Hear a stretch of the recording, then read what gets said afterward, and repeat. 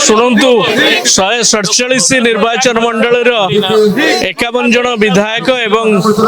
अन्य नेतृवृंद समस्त एमपी माने समस्त उपस्थित लोक जानी गोटे वर्ष किभली भाव में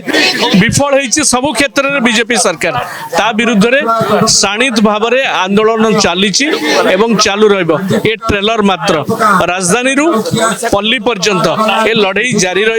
सबुथिरे विफल मु तो कही कथा देकर व्यथा देइचंती ए मोहन सरकार आईन श्रृंखला परिस्थिति केवल सेठी नुहे घरे घरे थाना गुड़िक तो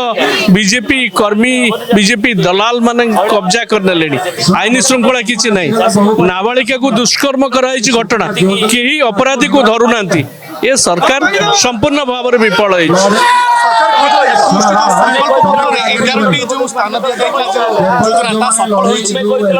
आदौ सफल नहीं सब विफल सब जिन गोटी गोटी आप देखिए लोक स्वास्थ्य विभाग देखु